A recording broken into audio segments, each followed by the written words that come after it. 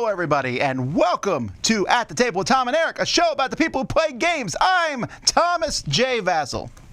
And I'm Eric Michael Summerer. Our guest at the table today is the designer of many games, including Bosk, Scott Pilgrim, Miniatures the World, Kodama 3D, and more. She's also a host of the Ludology podcast and is a staff designer at Spin Master Games. Everybody, please welcome Erica Bouyouris. Hi, Erica. Hello there. Okay. We were just discussing travel woes and adventures and all of that fun. We're going to get to that, of course, because one of our subjects of today's show is Essen. But how's it going today? Things are good. For me, it's like catch up. It's been like, okay, you got back from Essen, you got back from travel, so no recovery time. Go back to work. So it's been a lot of, so what happened while I was gone, guys? Okay, cool. That's where that is. Let's keep going. I think for me, this is the first time ever I had almost no jet lag on the way back. I had extreme fatigue where my body didn't want to move, and I was tired at points, but I went back to my normal schedule. Oh, you're good. Congratulations. Was passing out like so early each night and just be like, I will get there. I'm going to make it at least to 9. Yeah, I'm just going to lie down just for like 2 minutes. I didn't make it a whole bunch of nights. I got better. I think I got back to normal around the weekend, but I was so tired. Jet lag's What is a great the rule excuse. of thumb? They say it's like 1 hour per day that you can readjust. That's what I was told too. It was like for each hour you're off, it's going to take you a day. I'm like, okay, I guess that's the weekend. Yes, indeed. When did you get back? Are you did you leave immediately after the show, or did you stay around to sightsee? I didn't sightsee too much on the back end. I actually got in a couple days early to do Amsterdam first. But I went out like super early Monday morning from Frankfurt, which was good because I got most of my day back because, you know, the whole gaining a day thing. But I was like dead tired, so it didn't really matter. Yes. But Monday was Thanksgiving in Canada as well. So I technically got my Thanksgiving day back. And you could be thankful for returning home. Is today Thanksgiving? Yes, and I got home. Your guys' Thanksgiving is like usually the end of November? No. I meant your Thanksgiving. Is it today? I don't keep track. No, it was last Monday. Oh, well, happy Thanksgiving, belated. Yay! I should have fried a turkey. It's the same day as our Indigenous Peoples Day. Yeah, happy Canadian Thanksgiving that fast. Hooray! I should have fried a turkey. All right. Well, anyhow, Are Canadian Thanksgiving traditions different from U.S. Thanksgiving traditions? From what I know, like, I don't think we have all your stories about stuff, you know, like what the connections are to things. I'm pretty sure ours is just the celebration of that second harvest that comes in October, which is like all the additional fruits and vegetables that are done. So before you go to put them away, at least my understanding, it's just more, it works more with the idea of how the seasons line up with more of the First Nations schedules. Okay. And so I think it's more to do with the idea of that putting away the second harvest. It's more of a harvest festival than a... Is the following day after it an insane day where people go out and stand in line for slightly better deals that they could have just got on Amazon? No, so we've slowly adapted minutely your Black Friday, though it's kind of laughable. Sorry. Well, we actually have predates that, though. I didn't realize the Americans didn't have this because it came from the British. We have on December 26th, we have Boxing Day, which was a day you weren't supposed to be open. Like stores were not supposed to be open the day after Christmas. But if you did, they were doing like all these cash only deals. So it became this kind of like, you know, you had to make it worth your while to be open because you could get in trouble. And it was this thing that we adapted from the British who had Boxing Day. So we did Boxing Day as well. And then officially became Boxing Day is essentially our Black Friday, but people aren't as crazy. Good. I would have assumed that. Yeah, not quite as bad. Now, we do get Black Friday sales here, but as I said, it's funny because we're like, what are we celebrating? It's okay. It's good to know what traditions have made it across the border and which ones haven't. Deals. Not a lot of pilgrims, but a good amount of deals. Yeah, we like a sale. It's just an excuse for a November sale, which is just pre-Christmas. All right, well, let's get into learning more about you, Erica. As we've already determined from our discussion, you are in Canada. What region of the Great White North are you in? I'm in Ontario. Actually, I live in Toronto proper. So, I So, mean, like in the city, basically? I'm not downtown, so you have to understand, like, Toronto's a fairly large city. I live in what's called the East End. But am I officially Toronto? I'm Toronto proper, yes. But it's like the East End is like saying it's like its own city suburb of Toronto, but it's still in the city. But it's not like I live like downtown, because I have family and people like parking. Yeah, parking's nice. Have you always been in the Toronto area, or did you grow up elsewhere? Roughly. So I grew up in a town called Pickering, which is just outside of Toronto. There's a few cities that are part of what we call the GTA, which is the Greater Toronto Area. And then I moved to Toronto when I was in, I don't know, I was going to say grade 4 or 5. I've lived here ever since in different neighborhoods because it's like, if you've never been in Toronto, it's kind of like best way to describe it is New York with far more greenery. That sounds seems great. legit from me being there. Yeah, like you will stumble on a park every 3 blocks because you just will. We need places for water to go, guys. Like we live on a giant lake. So it's really important. Water is places to go. So we can't be concreted like New York is. Otherwise, everybody would just be underwater all the time. And I don't know about you guys, but I don't want my house in water. So we have green spaces everywhere. So if you ever fly into Toronto, you'll see it because it just looks like trees. There's trees everywhere. Sweet. But it's very expensive and everything's very small. Yeah. Like most cities, I would imagine. Yes. So it's laughable. Every once in a while, like I have friends in Indiana in particular who like to show me what I could get if I lived in their state and be like, this is what you could buy for what your house is worth. I'm like, but I'd have to live there. So that's also part of the problem. But our spaces are not maybe as bad as New York, but it's pretty bad. So what's your gaming history look like? What's your earliest, looking back, what's the earliest gaming memory that you have?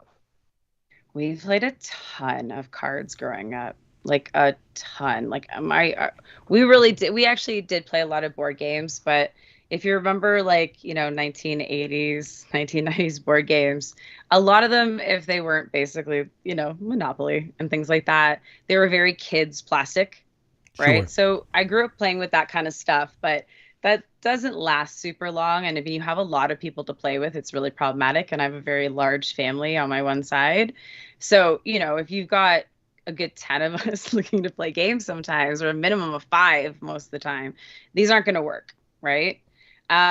So cards were huge, especially since you could very easily quickly mix 2 decks together and have enough to play with a ton of people. So you picked a player count, and I could probably tell you a card game for it. 6. Oh yeah. 6. 6. So one of my favorite games for 6. So anything that is and paired up, euchre would probably be one of the first to go. But if we're gonna do something that's 6, I would say it was guaranteed probably going to, I don't want to swear, going to be President is probably the right way to say it, because it got very competitive for that. Got it. But yeah, I think people's normal one when they were like trying to guess is the worst. Like, what would you do for 3? And so my favorite 3 is 952. So 952 is basically the exact number of tricks that can be split between 3 people at that number, where at any point, if one person goes over or under, it means they had to have taken it from another player. So it's a very unique type of trick-taking game that works only at 3 players. Things like that. That's fascinating. Has this game ever been commercialized? I don't know. Every once in a while I find games that have been, like, everyone's seen, things like Spit commercialized and Spoons and all these other ones. There's a lot of interesting trick-taking ones, but they're very specific player counts. I don't know how well that would have done in the past, though today's environment might be okay with it. I mean, that's interesting. Think about, like, things like Deal with the Devil just came out, and that's 4 and 4 only. We're living in a time where people are okay with that, I guess. They have so many other games in their collection, they're okay with one niche game that only fits a... That would have been true in the past. But yeah. Yeah, I'm still curious about that Deal with the Devil. We're playing that tomorrow, actually. We'll see how that works out. It's on my list too. I'm very excited about it. I have to say, and I think it was really a funny trend too that it also seems to have. Did you notice at Essen the number of games that had interesting player displays or boards? Yes. There was quite a number of them with different purposes. Some are even a little useless. We won't get into that. Some of them are quite interesting. So I'm curious to see how that keeps going. So are you talking about like a player shield or just like your tableau in front of you? Like your screen, more like your shield. So even for like Deal with the Devil, it's a multi-leveled. It's like a little house. So like I'm really curious to see how that one works. But it was interesting because I did notice quite a number of them from different countries too. It's like a small construction project that you have to start before you can play the game. Yeah, my daughter is curious if currently it's building table it right presence. now, and she's like, "How do you do this?" I'm like, "Read the instructions." It's a heavy box. That was a big game. I'm curious. I have that one to play. I'm very jealous of your Flamecraft. I'm waiting for my deluxe coffee, so I held off playing at Essen because I'm like, oh, when I get home, mine's gonna be there. Yep, But it wasn't there. That's how it worked for me at the Dice Tower retreat. I was waiting for mine, and when I got back, like within the next day or two, it showed up. So it should happen. You just have to leave town again, and it will. Oh, good, because I'm leaving at the end of October, so hopefully There it'll you come go. then. So let's get into your design work. You started out as an independent designer. You're a staff designer now, and I want to figure out what that means in a second. But what was your first published design on your own? Without a co-designer or just Oh, when I well, was freelanced? first freelance design. So I think my very first freelance design was a tiny little card game back in like, oh my gosh, must have been about 6 years ago now.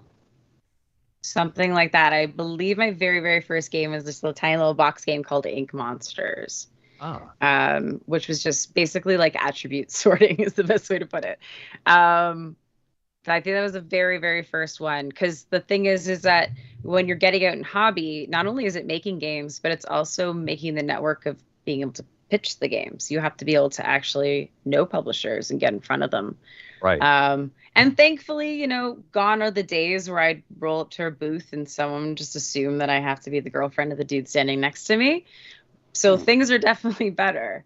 But there is a lot of, you have to build up quite the relationships and network in order to be a successful freelance. So part of being, out there is pitching as much as you can to a degree and trying to also kind of figure out where games are going to suit, or even, you don't even know until you've signed something and you're like, oh, that was a great experience, or I learned a lot from that one, or didn't realize, maybe that wasn't quite the right fit. There's so much to learn in hobby, and it's not like there's a book for it, right? It's so much you have to learn by trial and error and hopefully shared wisdom, because otherwise you learned probably because you were the one who got burned, right? Yeah. There's a lot of experiential learning, I think, that comes from it. So do you find you're now a staff designer at Spin Master? Does that relieve some of the pressure of having to pitch stuff, or now you're just pitching to a smaller group within your company? It's interesting. In some ways it's easier, in some ways it's harder. So the major difference, I would say, is in freelance, you're kind of randomly pulling ideas out of the air and seeing if they'll just stick somewhere. And that could honestly depend on, like, you could have a game that maybe won't click with the right publisher for a couple of years. And that's something that's going to be part of things that you're going to be pitching and putting out there. But you have no idea who wants what half the time. Like, you'll have an idea of what genres they are.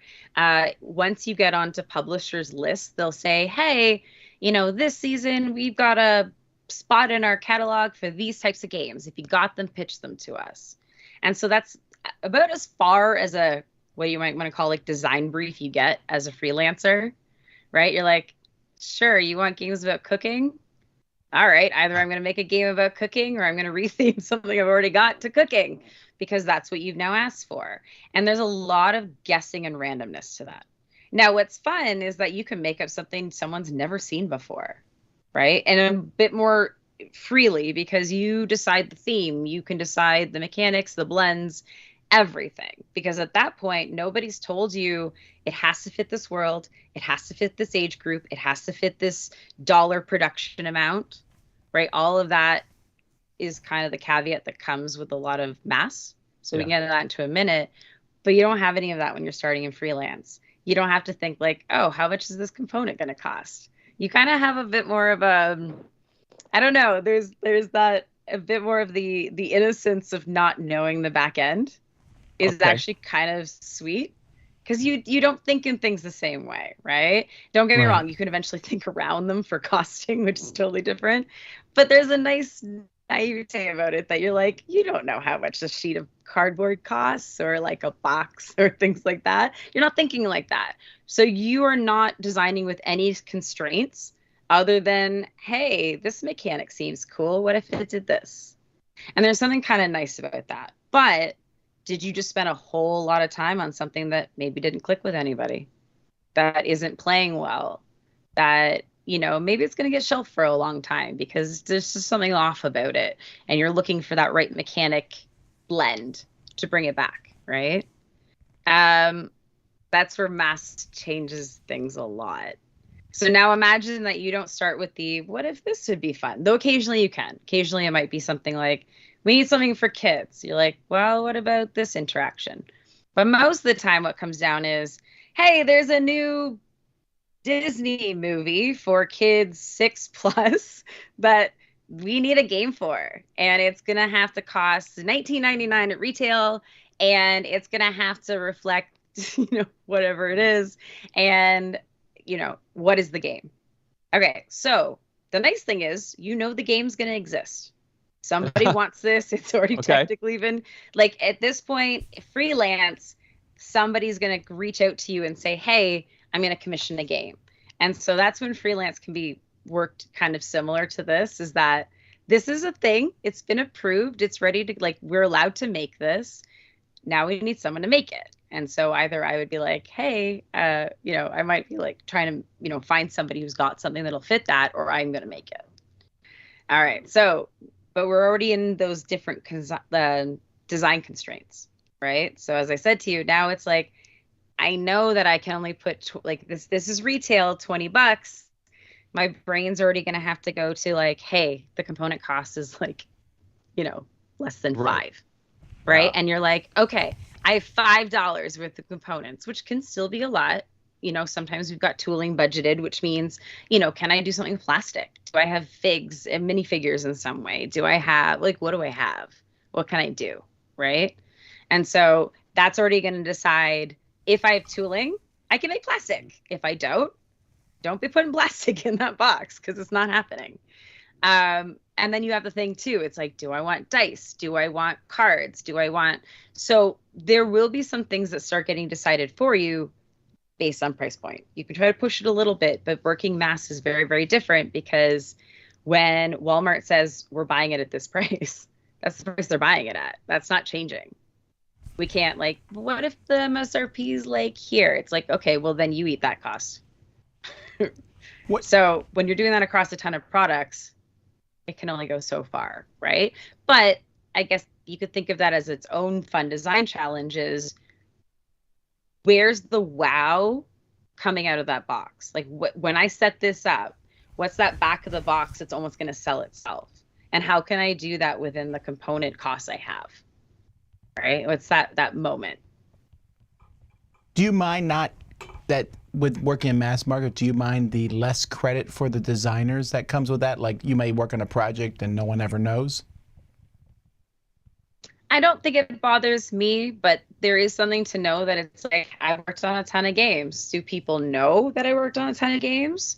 Not necessarily. And for some people, I guess, you know, especially the more freelance you are, you kind of need to know, like, people kind of need to know who you are. Otherwise, how are they going to find you for work? So even when I was just, you know, when I was leaving, I was starting to get a lot more commission stuff. And I now can start helping to commission things with other designers, which is great. But if you want recognition, I don't know if you'd want to be in-house somewhere. Sure. Right? There are places that want to promote in-house. Like, I know even Spin wants to promote me on some things. Does it matter at the mass level, though? That's a whole other question, because the only people who really pay attention to that stuff is hobby. So it might attract maybe certain, you know, people in hobby to it, but that line is a little bit of a weird one, right? Of what matters to each group. So You should have made the if question of the you're, week about mass market, Eric. We should have. This would have been a wonderful discussion, but we did promise that we would talk about Essen, and that's something I guess we have to move on to. So very quickly, this was your first trip to Essen, correct, Erica? yeah, I've never been. It's expensive. It is expensive. It's not something you I can just... know this. It's expensive. So I have to make sure that for the most part, when I travel, like, especially when I was freelance, it 100% had to be justifiable. Like, it's time and money away from my family, right? So I can only do that so much. And so a big part of, let's say, Gen Con, because Gen Con's crazy expensive, guys. When you're paying for it yourself, there has to be that sort of return on investment level of, well, realistically, I have to sign one game here to make this worthwhile. There's different pressure levels, right, on that kind of thing. Whereas when I work for a company now, it's not the same. It's like, hey, you want to go to Essen? It's like, all right. Of course I want to go to Essen. Would I pay for it? No. Do you want to pay for it? Okay. So right. What's your goal in going to Essen on this most recent trip as a representative of a company? What are you looking for? Is your perspective different from, say, an independent designer at a convention?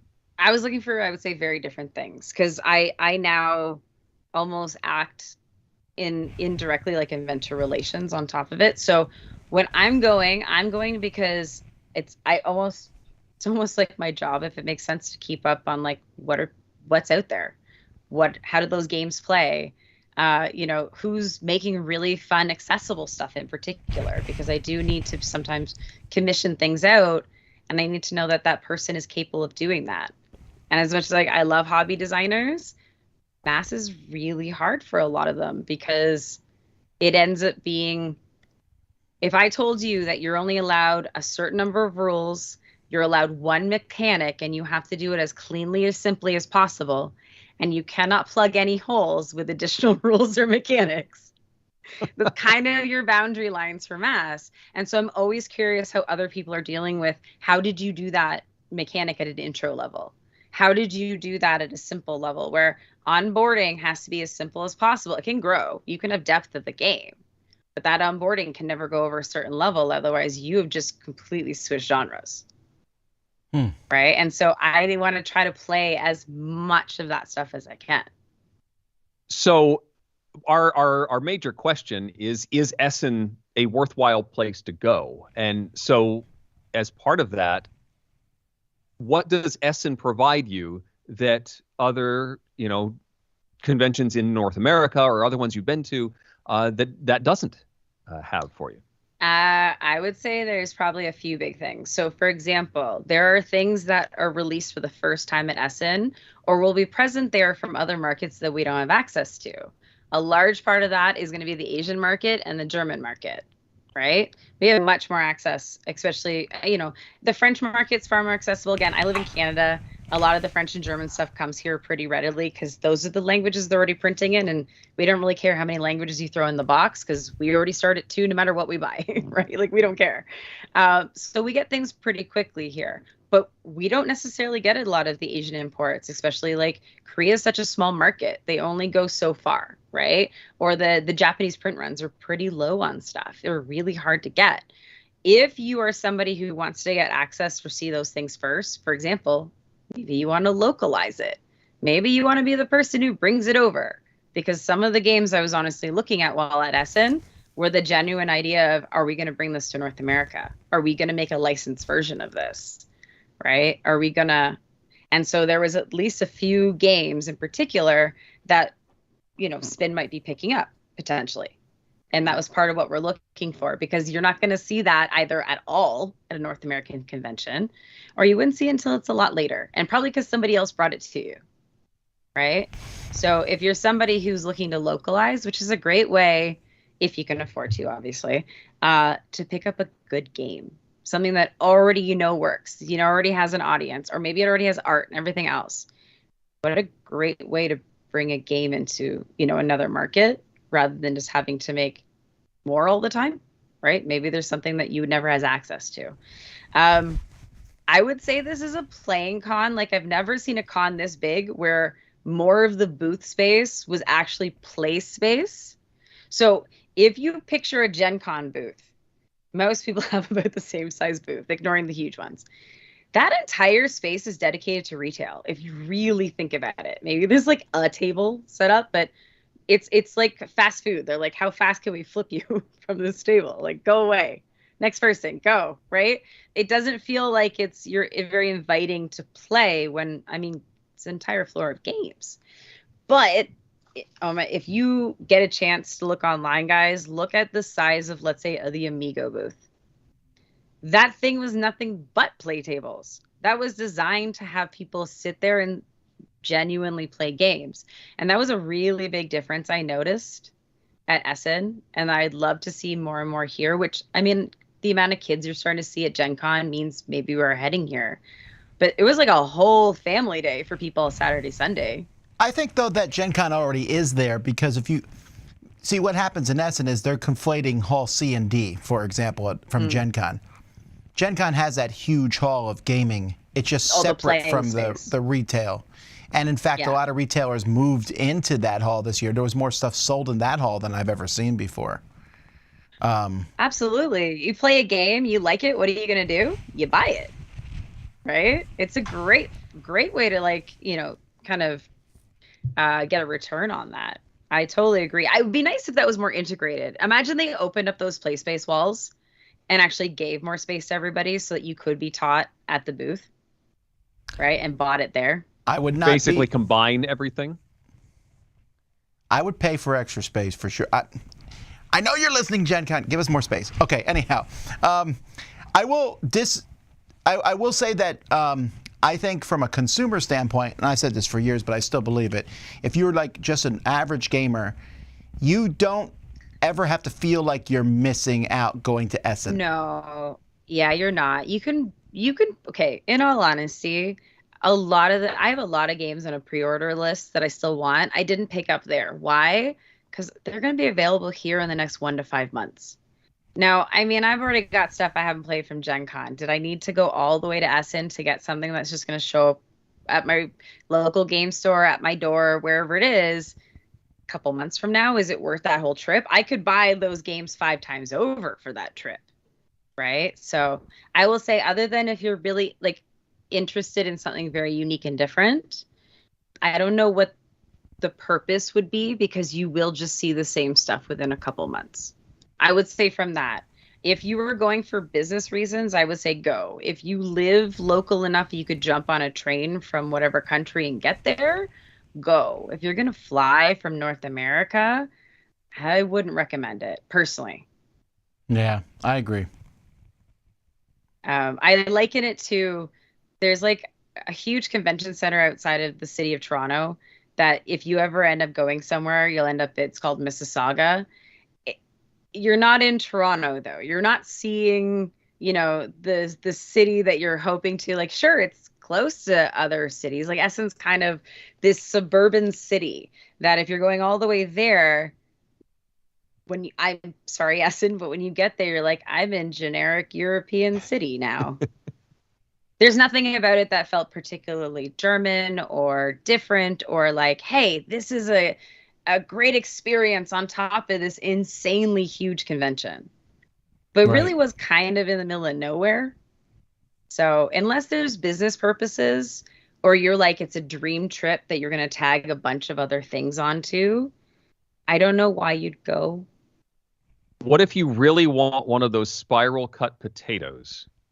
They sell them in America somewhere, Eric. I'm sure of it. I was going to say, I got to promise somewhere in Canada sells them, because if there is a country out there, we've got some of you here and we've got your food. So somewhere in Toronto probably makes them, guys. I will look it up. It's a lot cheaper than going to Germany. Well, let's jump to some questions here. Eric does a whole pre-submission process on Board Game Geek, and you can go there each week, folks, if you want to get involved in these questions. Our first question is from Jeremiah. who says, is there a tenet in designing for mass market games that hobby board games should incorporate? I think there is, and I honestly think we're starting to see more of it. So I'll get into kind of the specifics that I see, which is the tipping points between the two. But I will say that a lot of what we call intro, gateway, that sort of thing, that's sort of the max out for hobby, but they're really good onboarding to get people into hobby. And there's definitely more companies that are starting to put up their intro version of stuff. Is it still a little heavy for the mass crowd? Yes, because their max out is really around that light strategy, right? After that, there's a lot of prior assumed knowledge that we forget as gamers we have. We already know all these mechanics, so we're okay when you throw 2 to 3 of them at us and blend them together. We're okay with that because we can already infer how that's going to work together. But if I have no familiarity with any of those mechanics, what are you doing to me? Like, you're just making me feel dumb, right? Because nobody onboarded me to this. So if you want me to have some sort of, drafting game that's got worker placement, and on top of that, I've got this insane combination of victory conditions. You've already asked me to know a lot of games before I got to yours. And so you can't assume that at the mass level. There's a chance that that is the first time they've ever seen that mechanic in their life, and you almost have to assume that's true if you want to design for a mass shelf. And that doesn't mean that it's not hobby accessible. As I said, it maxes out. So some of the main things for I would say mass is that, and this is where theme can really help, you want a lot of very quickly assumed gameplay. Meaning, if I can look at it just by the back of the box, could I kind of guess what I'm going to do a little bit? Doesn't mean I have to know everything, but if I can already kind of guess what I need to do a bit, I'm already going to feel better about attempting this game. If I'm looking at this and going, I don't know what the hell this is doing, there's no way I'm buying this game, right? Because they've already lost me. So that's a big part of it. Plus, you have to kind of think of the back of the box as almost like a commercial, right? So what's that back of the box of selling? What's the experience? What's the tableau, the visual? And so if you kind of do need a nice gimmick, but I mean that in the best sense of the word, that it has to be meaningful. Otherwise, it's just a box of crap, right? You need that hook grabbing thing, but I need to use that hook grabbing thing the whole time, or I'm not going to be satisfied, because that's not the experience you're selling me on, right? And so that dissonance is really, really important. I think we talked a little bit about this before. It's as long as there's really easy onboarding, there can be a lot of built-in, back-end stuff later where there's complexity in the strategy, but don't make me feel like that in the rules is kind of how it works with mass. So there are games, this is where it's actually really hard to make a good mass game. A good mass game at its core is usually just one mechanic done really, really well. And there's a cleanliness and a simpleness that's honestly really hard to design. When you're designing a game, one of the easiest things to do, and it's a hobby thing to do, and I kind of miss it on a lot of designs, is be like, oh, well, this interaction that we're missing, what if I plug that with this mechanic?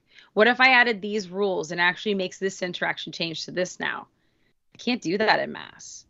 I've got way too complex the minute I've started layering like that, but it's a really easy out in hobby design. And so when you try, Real quick, we should clarify for people listening, watching, what you mean by both the words mass and onboarding. Oh, so when I mean mass market, what I mean is like you're walking into like Target, Walmart. It's like, the games people buy on Amazon. They tend to be the ones that maybe there's even a commercial for them. You're going to see them in toy guides that come out, for the holidays. That's probably the best way to describe the difference between mass and hobby. Whereas the hobby space, they're starting to see more of it. For the most part, you're going to have to go to a specialty store of some kind to pick up that game if it's a hobby space. Onboarding is when we want to say, you know what, I'm going to teach you a base skill, because now look at all the other games you can play because they stem from that same base skill. And that's really where hobby starts to come in, I think. Okay, well, I didn't even know the definition of that term then. All right. That's where I would put it. Is there a length of rule book that you say is a really nice, comfortable sweet spot for mass, and then a length at which you say, nope, that's too many? If it's for 4+, like just one folded piece of paper, please. If it's more than that, what is this game? Once you get to 6, 7+, again, probably 1 to 2 folded pieces of paper, just like A4s. Because I want to picture read. At that age, there needs to be this, either I'm a parent explaining this, in which case I want to do it fast. So I want to infer the rules as quickly as I could read them. And that's a really important difference in the rule books that you cannot get away with. I can't just have blocks of text. That's never going to happen for like a Gabby's Dollhouse game. Like nobody's reading that. Nobody. So it needs to be a picture read. And that's going to be really true, honestly, up until about 10+. If I can't infer this game from just walking through the images, I've probably missed the audience that is playing this thing.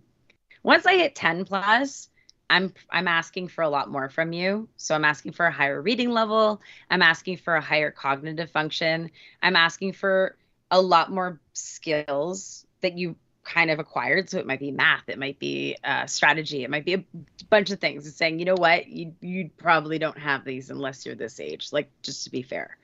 Once you do that, you got a lot more flexibility. People will allow that book to get bigger, but just remember, it's got to match the experience. So if it looks overwhelming and your experience is not overwhelming, what's wrong with your rule book?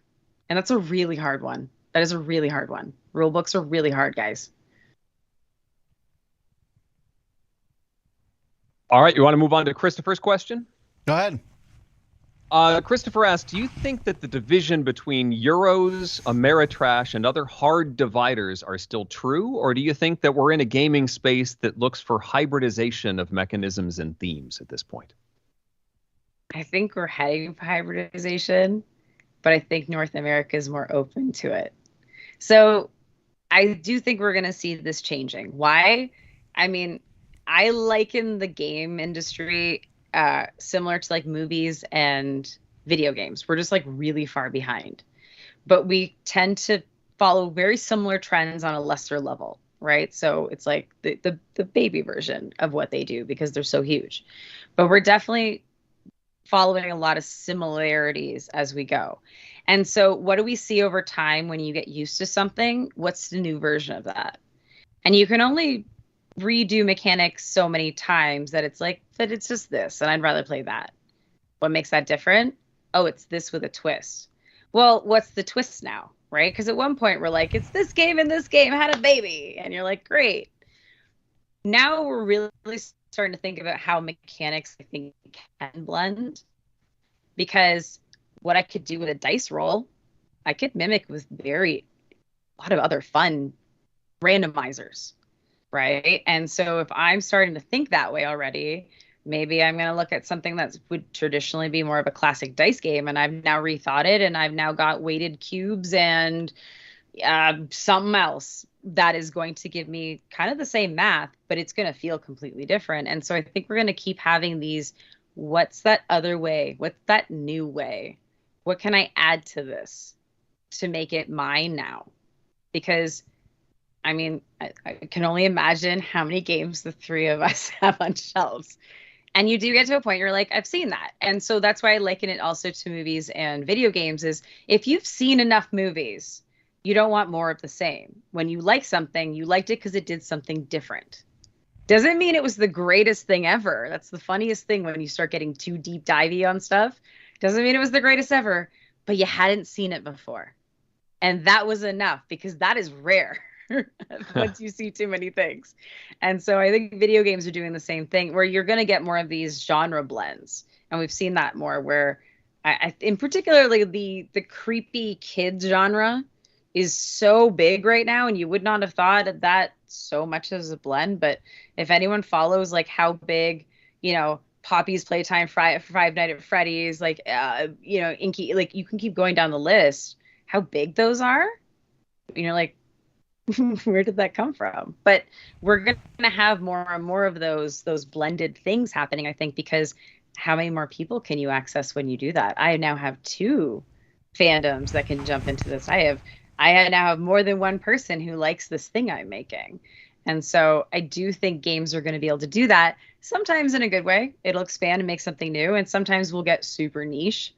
And so I don't know how long that will last for certain blends, but it's going to have to, I think, have to happen at some point, because you're not just going to make the same game over and over again.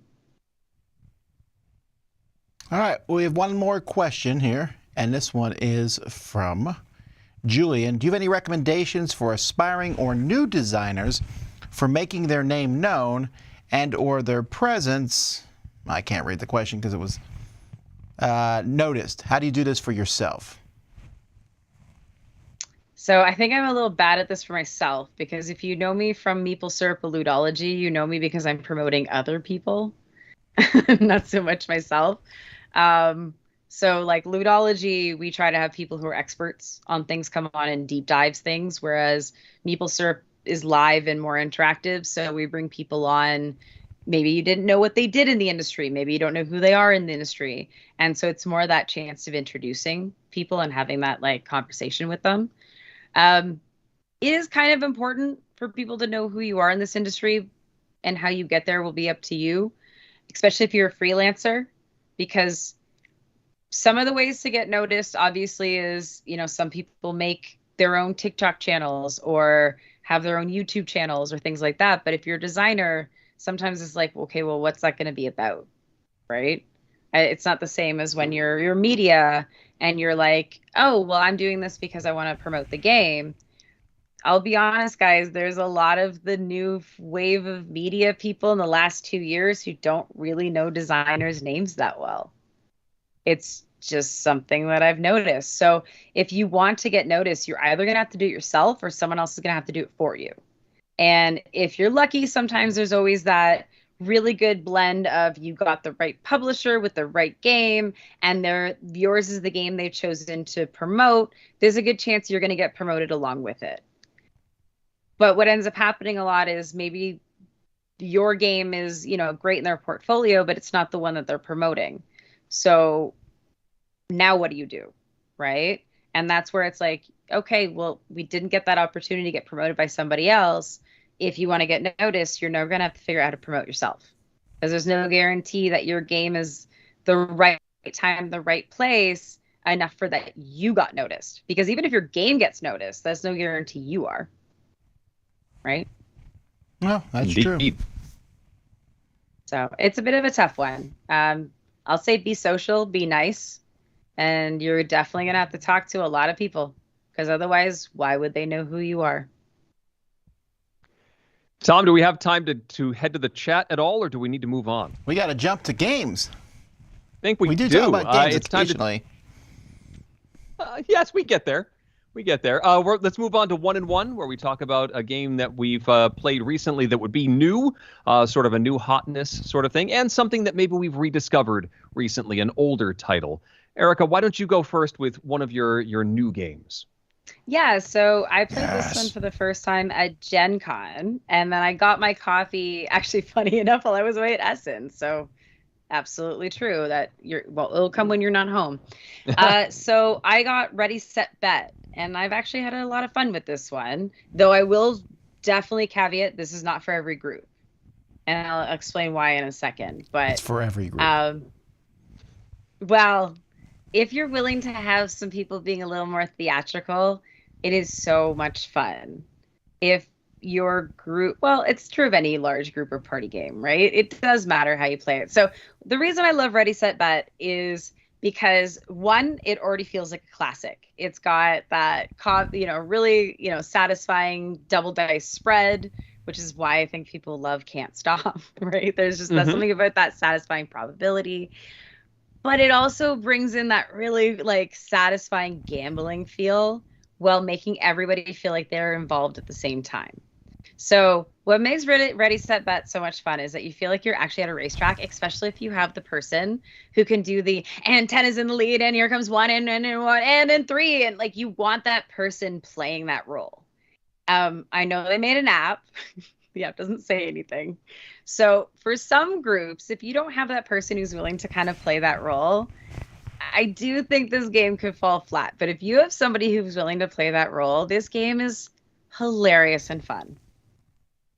I think that the haven't app actually used works the pretty app, but well. I think, doesn't it have a racing announcer? That Yeah, does Oh, maybe mine just wasn't announcing that, to be fair. Maybe Yeah, I had downloaded the app. They have the designer of the game, John DeClaire, does it. Also, Ruel, and they got a real life horse announcer to do it. Perfect, because that's what you want. You want that like you're there moment, and that playfulness of the announcer is I just downloaded it to play, and we must have missed the sound for it because we live actioned it, right? But there's something about it that it really is that experience, but in a way that just seems so excessively friendly, right? There's something about betting games that don't always work, but there's something that's like family friendly about this one that feels like you're like, hey, random 9 other people who want to play. You want to play like a random betting game? Sure. And so I like games like that where I feel like I could probably pull this out for anybody. What about you, Eric? Excellent. Well, we already mentioned Flamecraft is sitting here next to me. It's a adorable game about dragons and those dragons shopping at various shops. This one is a resource collection game, and then you use those resources to complete orders. But those orders also make the shops that you're using that much better.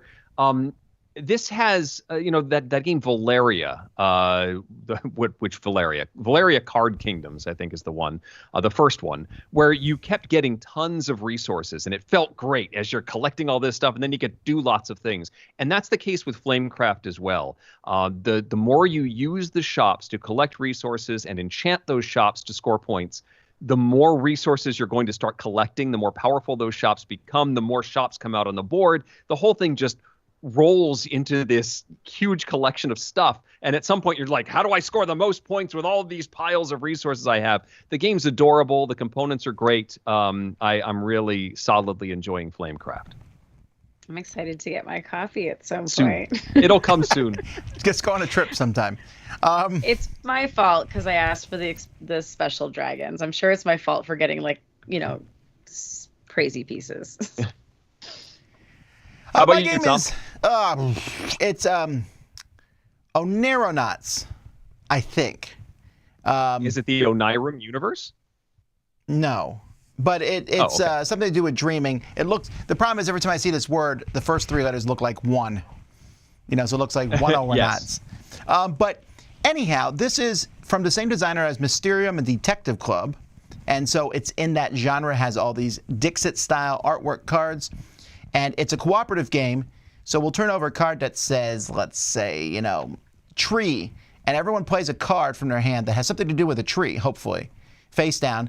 We then throw one from the deck in, mix them up, put them out, and without communicating, everyone is going to simultaneously guess which one they think the computer played.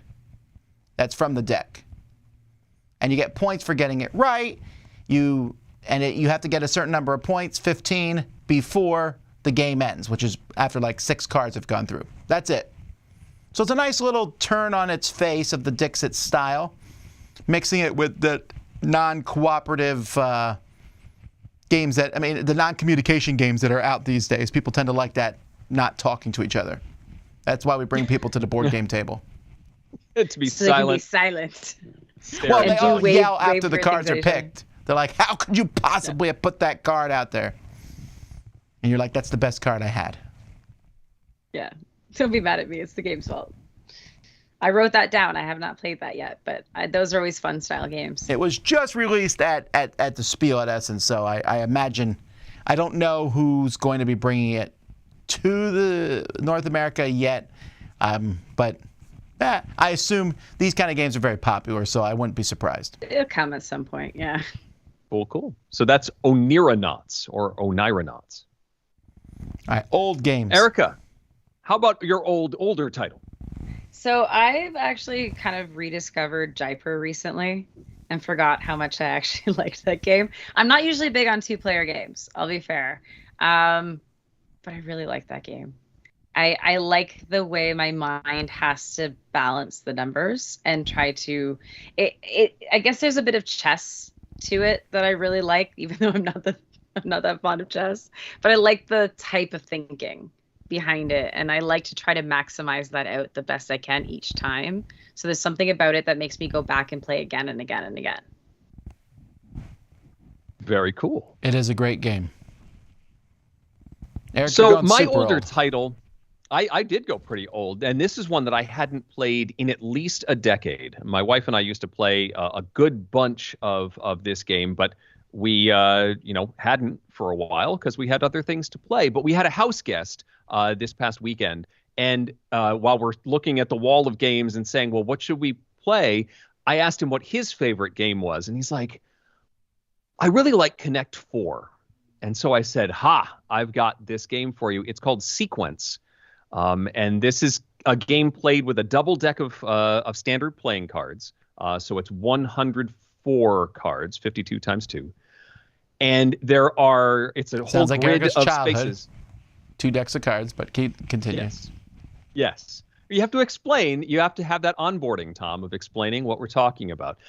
So you have a grid with all of those cards 2 times each on the board, this big grid. And the goal is to make rows of 5. So you play a card and you place a chip on one of those locations.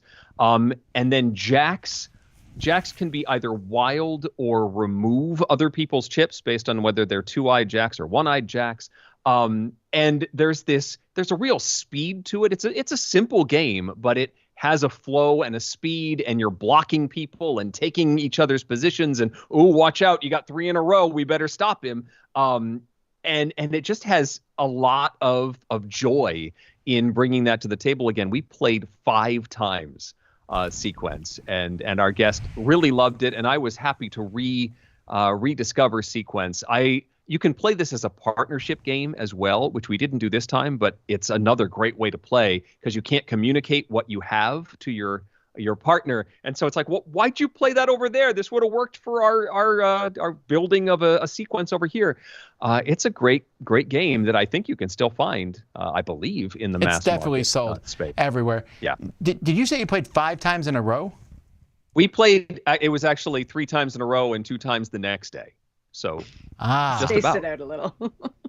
Yeah, it was an epic Sequence experience. I might argue that it's a great game. I don't know. I mean, I think it's passable. These are great games to introduce people to, right? So you want them to play that next game where it's like that next level of thinking on this. You kind of have to play these games first. I would rather play Sequence 5 times than Connect 4 5 times. Yes. That's true, but what about Connect 4 basketball? Because that's really fun. Have you ever played that at the arcade? That's a different thing. That requires I would buy that if they basketballs. sold an at-home version of it. Sure. Okay, right. so the ranking is Connect 4, Sequence, Connect 4 basketball. Yes. We got it. How about That's my Sequence stat. basketball? All right. The Anyhow. electronic version to take over. So it does all the work for me. Tom, how about you? All right. Well, I got the newest Caverna expansion, which I didn't even know existed. But I did not want to hurl my kids into an expansion without having played the game first. So over the weekend, we played Caverna, which I guess is not that new of a game at this point in time. It's almost a decade old now. Yeah. But you know what? This one holds up. Although, speaking of onboarding, my kids are like, what is going on? It's like, you have There's so many 800 tiles, options but it's on your good. turn. Yeah. As the game went by, they got into it. And the thing about Caverna, so something I like that Caverna does, I wish more games did, was giving you that thing of you can do something. It might not be the best move, and you won't win if you don't make the best moves, but you will do something. You're like, I don't know what to do. I guess I'll take these sheep. I don't know what to do. I guess I'll plant some crops. You can do stuff, and it feels good that you're doing stuff. You might not win, but it's not like some Euro games where you get stuck in a turn, you're like, there's nothing I can do. You never have that problem in Caverna. There's always a pile of things you can do. They may not be optimal, whatever, but if you're playing, not in a competitive environment, that shouldn't be a problem. I'm not there to crush my children in games. So Smash. I mean, I did win. I want to be clear on that. And I won, and I was even trying like weird things I don't normally do, and I still won just because, I know how the pieces fit. And I can't play that suboptimally. But they liked it. As time went by, at the beginning, they're like, how will we feed our people? And as the game went by, they're like, oh, we can feed them this way. You learn and stuff. So, yeah, it was a lot of fun. And you know what? After reading rules for expansion, I was like, we'll get around to that eventually. The base game is fine as is. Excellent. That's a good one. So, Erica, I think we could have talked to you for like another hour and a half because this has been fascinating, and we delved into areas that I did not expect to talk about during the course of the show today. If somebody wants to hear more from you, where's the best place to go? Most of my stuff gets posted on Twitter under just at Erica Bouyouris. So like who we're talking to on Maple Syrup and Ludology, or, if I've got games that have come out or if I'm up to, most of it ends up there. Excellent. Excellent. Well, we really appreciate you hanging out with us. It has been a delight. Well, thanks for having me, guys. Sure. Will you be at like a convention where people might run into in the future? I think I'm aiming for PAX. So I travel to New York about once a month to go meet up with the rest of my team. And I'm kind of trying to like finagle that. I was like, well, I could just attach it onto a trip because Philly, from New York isn't crazy. And so right now, that's my goal, is that I think my next one hopefully will be PAX, because it's still good to go. I got to get out there and play all these big games. Sure. Speaking of PAX, Eric and I will also both be at PAX Unplugged. So stop by our booth there, which is number who knows. But we're there somewhere. It's weeks away. As a side note, folks, we have Dice Tower swag available in just a couple days on Thursday. So check out our, we'll announce it on our website and other places so you can get your own t-shirt. Not with Eric's face on it, but with Eric's name on it. So I think, maybe. Okay. The important things. Well, thank you again, Erica, for coming on the show. We really appreciate it. But until next time, I'm Tom Vassell. And I'm Eric Summerer. We'll see you soon at the table. Thank you for joining us today. We'll see you again in 2 weeks on Halloween, when our guest will be designer Emerson Matsuuchi. At the Table is produced by Tom and me, with assistance from Roy Kennedy, Wendy Yee, and Chris Yee. Our policy of always bringing along Indian cheese provided by Pax Paneer. And support for everything at the Dice Tower comes from viewers and listeners like you. Reach out to us on Facebook or Twitter, or to Tom at Dicetower.com or Eric at Dicetower.com. Until we see you again, from all of us at the table, have fun gaming.